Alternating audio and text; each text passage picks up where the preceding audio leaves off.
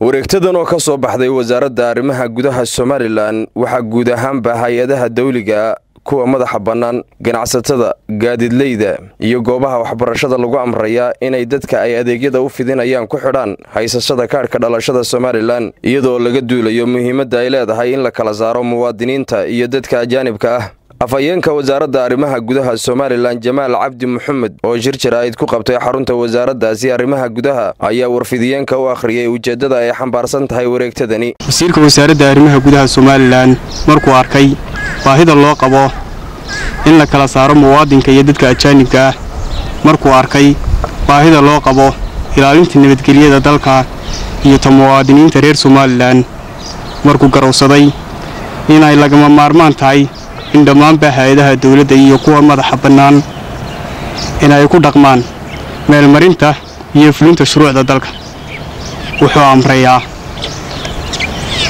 laga bilaabo maanta oo ay taariikhdu tahay 1 bisha Abriil 2016 oo ah bishii ku guda jirnay koodeedii, waxa lagu wargelinayaa dhammaan hay'adaha dawliga ah iyo kuwa madaxa bannaan in adeegyada ay bixiyaan ay u qabtaan muwaadiniinta reer Soomaaliland ay ku bixiyaan ha ahaato sharciyada dhulka, liisamada baabuurta, iskuulada, jaamacadaha, isbitaalada, hoteelada, xawaaladaha, macdarada baabuurta lagu iibiyo amba lagu kireeyo, iyo dhammaanba wixii adeega dadka ajaanibka ah ee ku sugan dalka gudihiisa.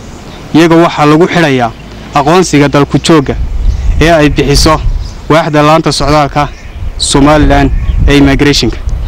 sidoo kale cidda siyata baasaboorka dalku galka amba entry visa aan waqtigiisu dhicin, qofka sita aqoonsiga cidii adeeg u fulinaysa waxa loo aqoonsanayaa qofka aan sidan aqoonsi reer Soomaaliland kaarka dhalashada Soomaaliland. qofka adeeg u fuliya waxa loo aqoonsanayaa dambiile qaran, waxaana laga qaadayaa tallaabo sharciga waafaqsan. dadka ku dhex safraya dalka gudihiisa waa in lagu xidhaa aqoonsiga muwaadinka ee ID kaarka amba kaarka dhalashada Soomaaliland, isla markaana shaqaalaha ka shaqeeya dhammaan xarumaha ganacsiga iyo xarumaha dawladda waa in ay haystaan aqoonsiga muwaadinka ee ID kaarka.